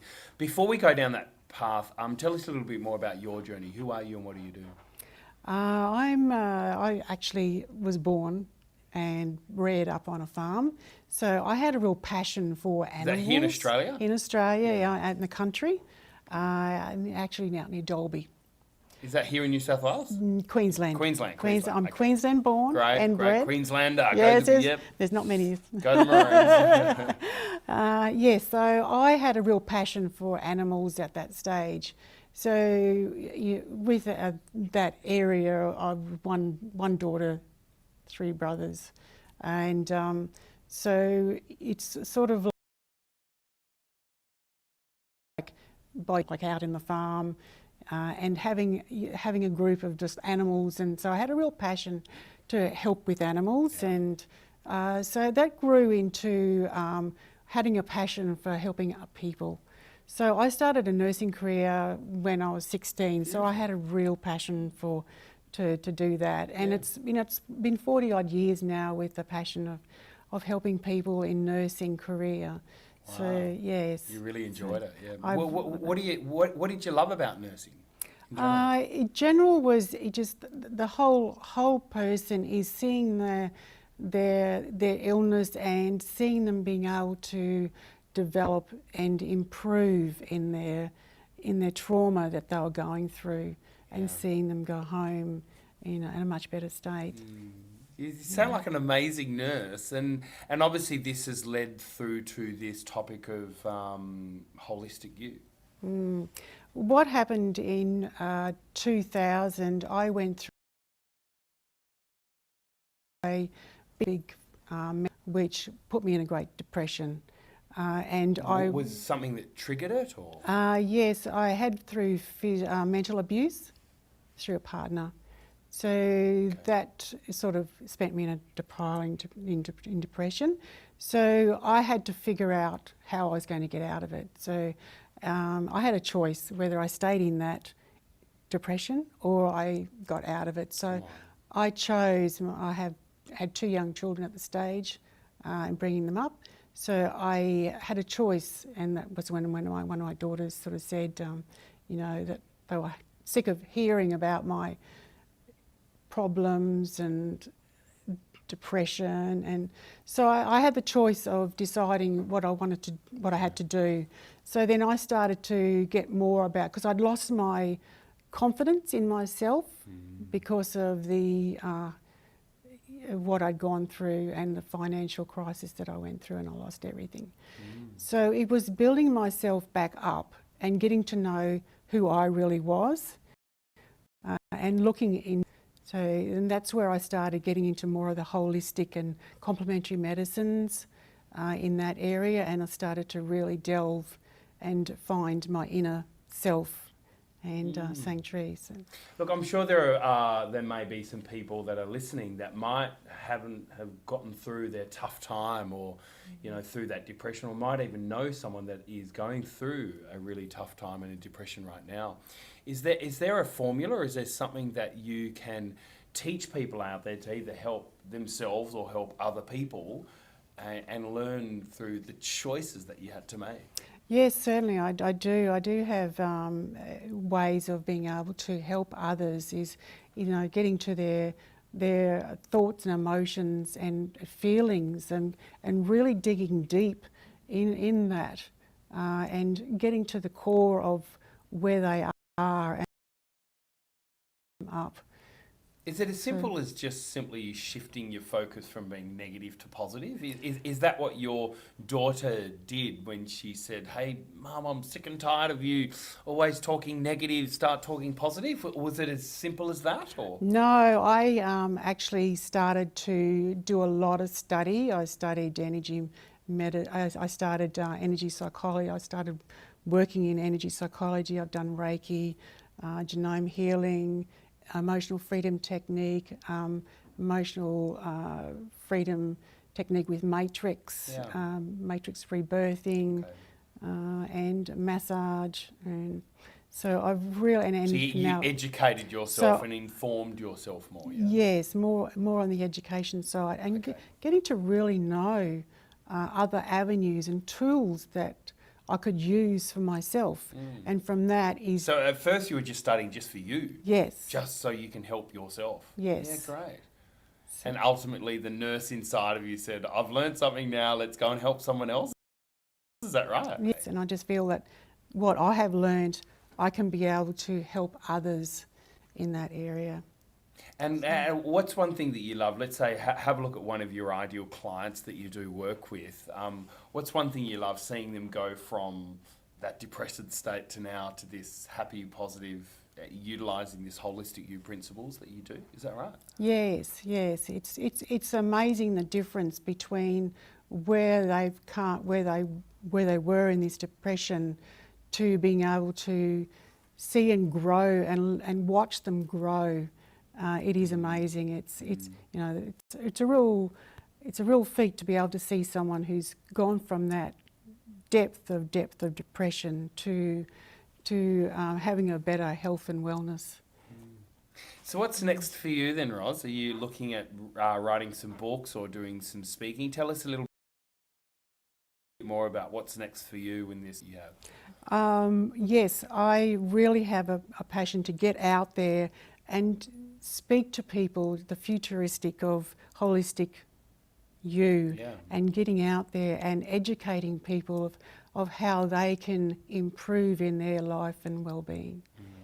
If you could educate us right now in how we could improve our life and our well-being today, is there like a one or two things that we could do right now in our life that could really improve our new you?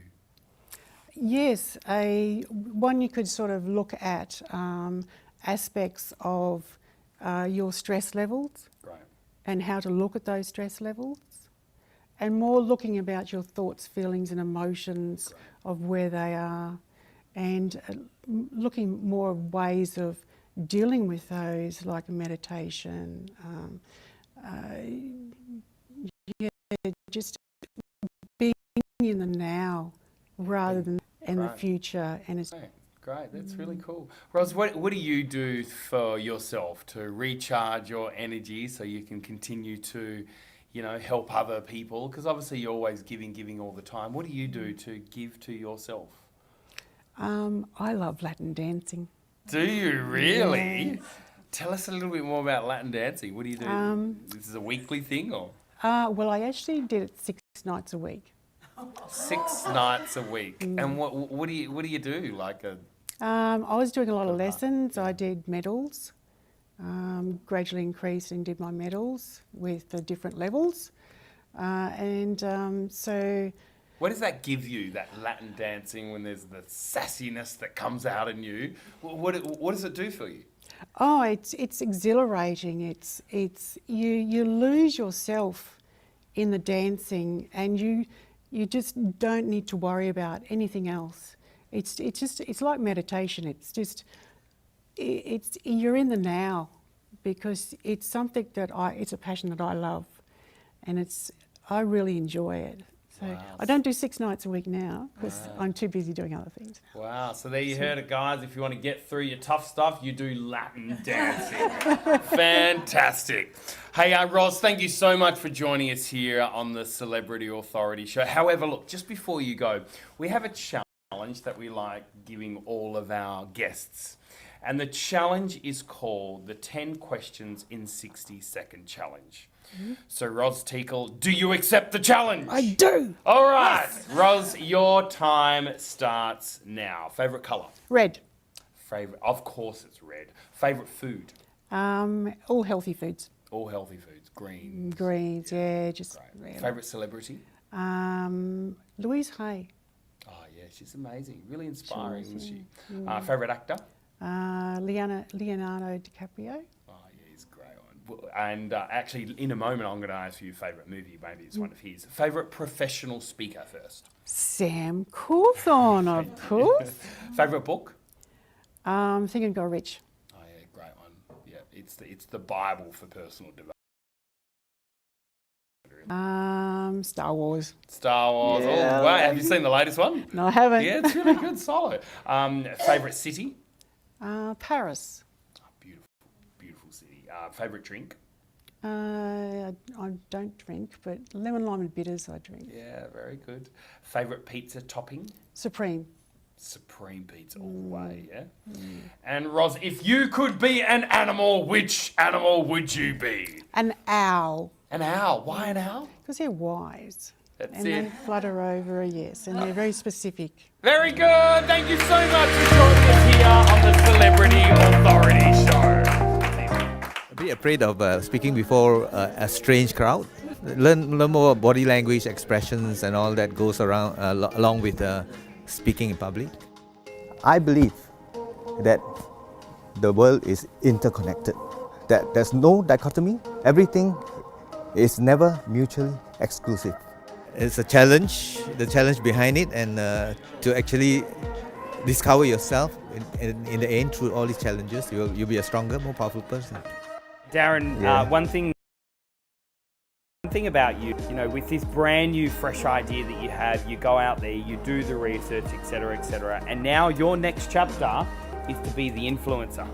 And you're on a journey, and you're an exciting journey. I believe in you, Darren. Surround yourself with the right proximity, and you will find yourself over the next 3 to 5 years be the influencer in your space, and you will see a global presence of people flocking to you and your product and your service. It's going to be very exciting.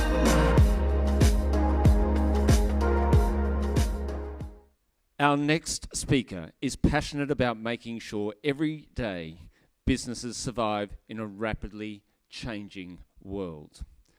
She's a market strategist. She has an illustrious 20-plus year career working with all types and sizes across 3 continents. Her firm belief is that the customers hold the key to finding ideas, and data science is like having the winning lotto numbers to launching them successfully. Would you give a big warm welcome to the stage, Linda Ginger? Imagine if you were sitting here at Speakers Tribe Conference 10 years ago. Some of you would have been using a video cam to capture the excitement. Some of you would have been taking notes on your sexy new PDAs. And yes, some of you would have been fiddling. Have you ever felt concerned that your business isn't keeping touch with technology? You are not alone. KPMG has found in their most recent annual survey that it's the #1 reason keeping business leaders awake at night. Your concern is also real. McKinsey has found that over the last 50 years, the average lifespan of a company has gone from 61 years down to just 17 years and falling. Big companies like Blockbuster, Borders, Kodak are all well known for not keeping pace with technology. However, there are many more everyday businesses suffering the same consequences in our suburbs and in our cities. Keep pace, they must find and launch new products and services. However, it's not that easy. According to Harvard Business School professor Clayton Christensen, 95% of all new products fail. 95%. Do you see the dilemma? If you don't keep pace, you're likely to fail. And if you try and keep pace, launch an idea, your odds are less than flipping a coin. There has to be another way.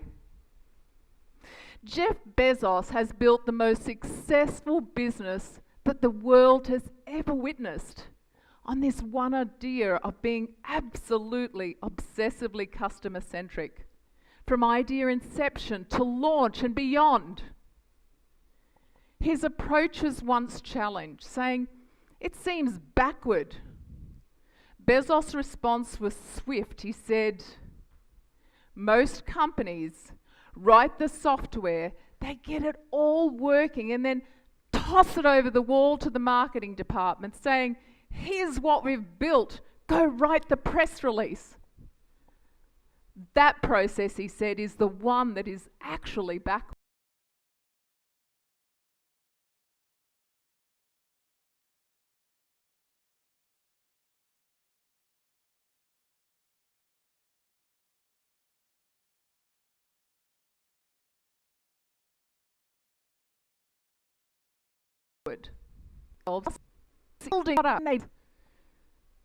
And they wait, and they wait, and it flops. It is a massive failure. Now, it's bad enough if you're a big business, but if you're a little business, a small business, committed everything you've got, time, money, maybe even funds from family and friends, you can't afford to fail. And for businesses that know that ideas start with the customer, use traditional methods, focus groups, surveys, one-on-one interviews. But I've found that there are these traditional methods, there's 2 failings. One is time. It takes too long. And in the times of rapid pace of change, you don't have time as a business. Second is accuracy. Although it's the best we've had to date, it's still hit and miss. open to interpretation.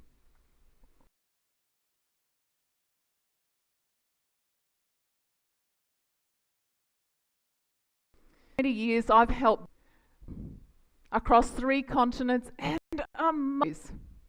and although I'm proud of the things that I've done, there is one business that made me urgently want to find a new way, a faster, more accurate way. The business was a professional services firm. It had once been this industry leader, and now it was losing big time. John, the CEO, wanted me to help him reclaim that market position. Of course, I got started with the customers. It took 3 months. What we found out was that the market was growing, which is great. However, what wasn't great was that John's business's service was seen to be outdated and expensive.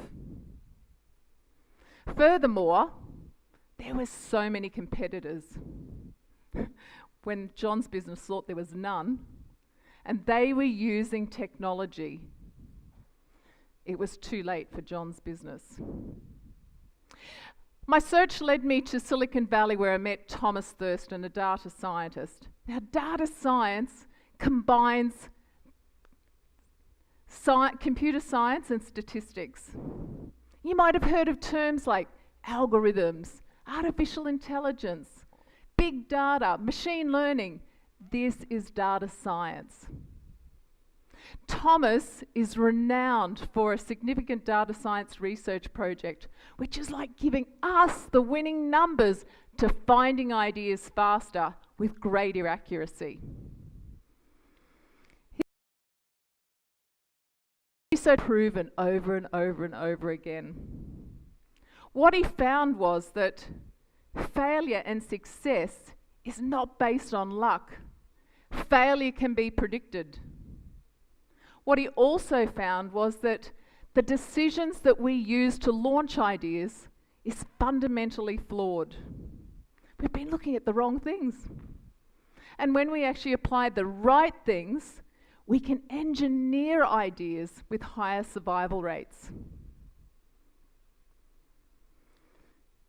Over the last decade, some of the most innovative, largest companies around the globe have been using his research. I've met them and I've seen their unprecedented results.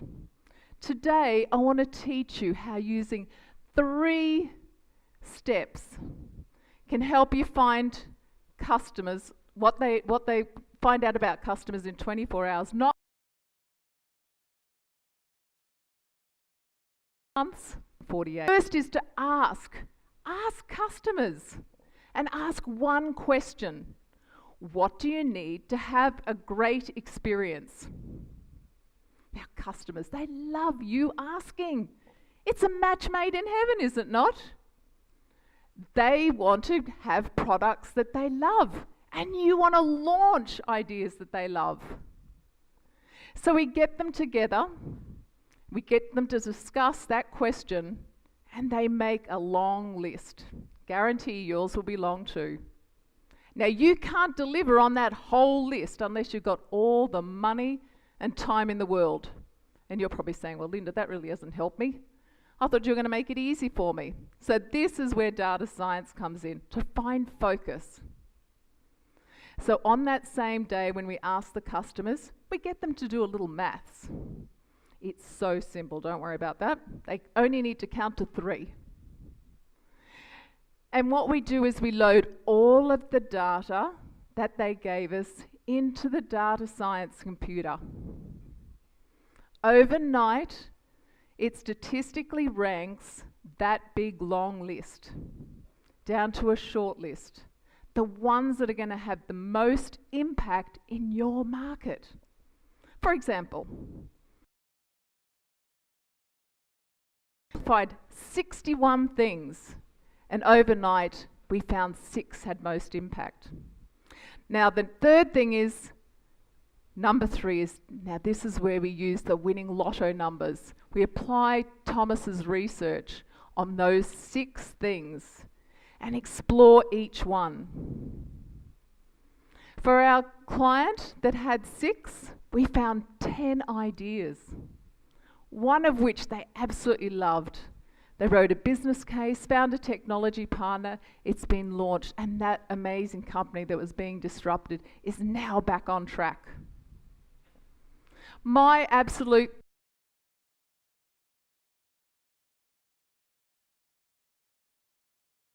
vision that our subs have the chance to survive because they are the heartland of our jobs, our families, our communities, and our economy. Today, more than ever, we need to find and launch new ideas faster than our competitors. So join me. Keep pace with change. Don't be a statistic, use statistics. And say, I have decided to start with the customer. It only takes 24 hours.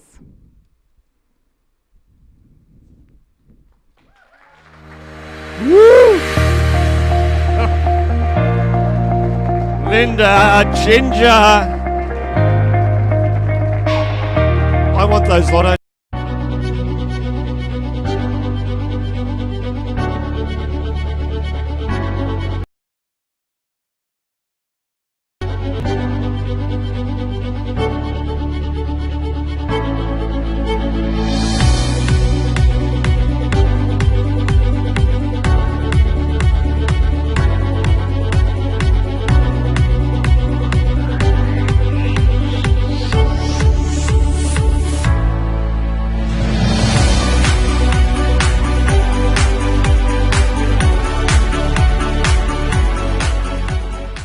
Stories are the most powerful way to win people's attention. However, we don't really care about your story at all unless it's made relevant. Hey guys, Sam Cawthorne here, CEO and founder of Speakers Institute. And in this video, I'm going to share with you a little bit more how to make stories relevant to the listener. It's really interesting because I've actually been sharing my story now for over 15 years on stages all around the world, in 40 countries, even shared the stage with President Bill Clinton, Dalai Lama, Richard Branson, even Michael Jordan. And one thing I've found all throughout my journey is the most powerful storytellers are those people that have learned how to connect their story to the listener.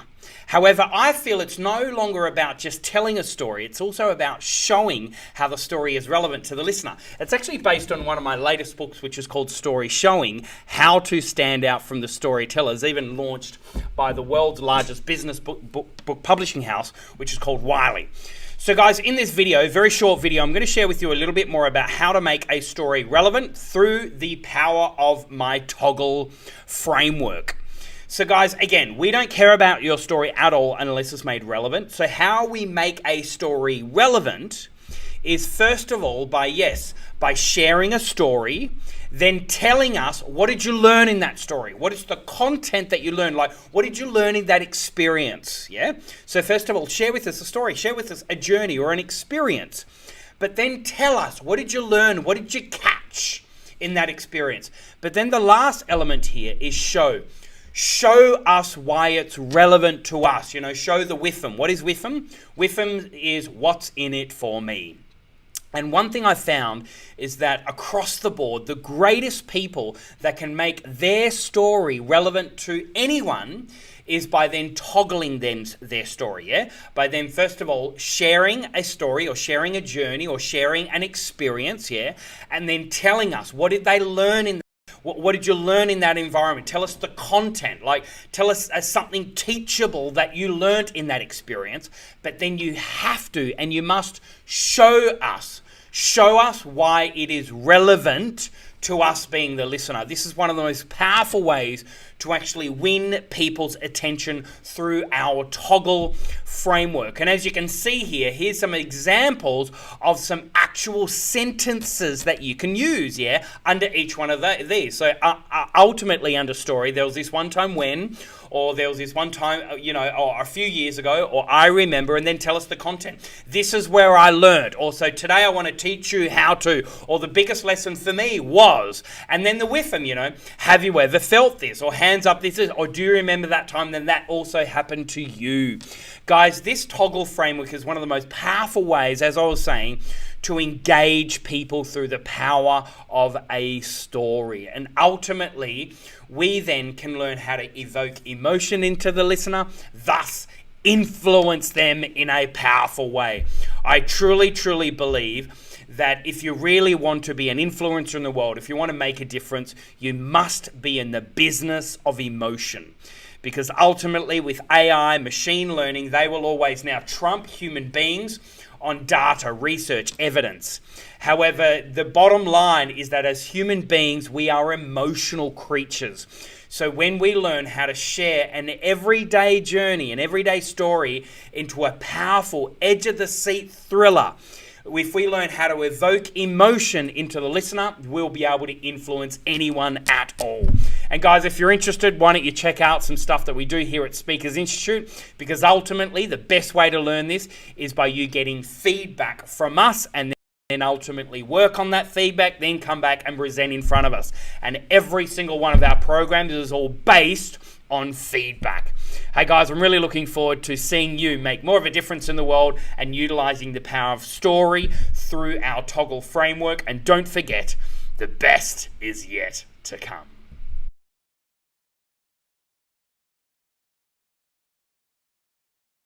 I want to have my next step. I want to write a book about what I've learned in education, and I want to write that book, and I was hoping that bootcamp would help me to find a way to do that. I'm here today to talk to you guys about self-control. Now, before I do that, I want to ask you a question, but I just want you to think about it first, right? When's the last time you met a child, a 2-year-old, a 3-year-old, a 4-year-old, and you observed their behavior, and you thought, oh my goodness, this child needs help. You know, one thing I love about you, particularly with this new book that you're coming out as well, is that you are a misfit. You don't fit into the normal type of person. A whole host of different ideas, a whole lot of confidence in how to talk into a camera, and some really key strategies that will help me write that book.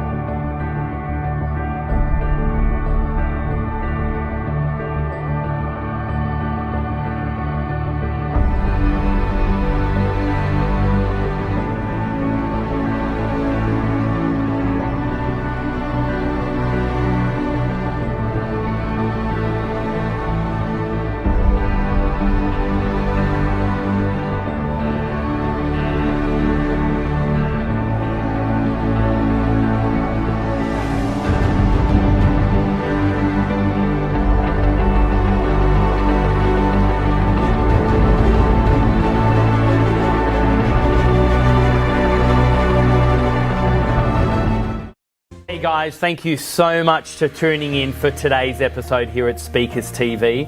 My name is Sam Cawthorne and we are super excited about Speakers TV and about these episodes that we bring to you every single weekday as well as also on every single Saturday.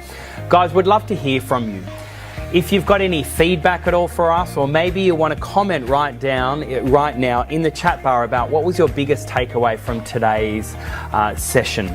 But also not only that, why don't you join us So here at Speakers Institute, we do have a number of programs such as our online boot camps or our protege program.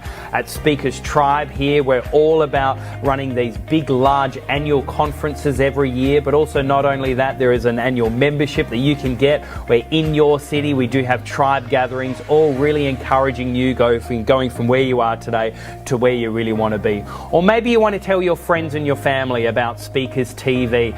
But can I please encourage you, why don't you like this page? Why don't you join us each day? Why don't you tell other people about these episodes? Because we are all about really helping you on this journey to becoming that recognized voice of authority, for you to find your message and your story and get that out there into the world. We are super excited about your journey, so please lean in and join us today. To your success, my name is Sam Cawthorne, and don't forget, the best is yet to come.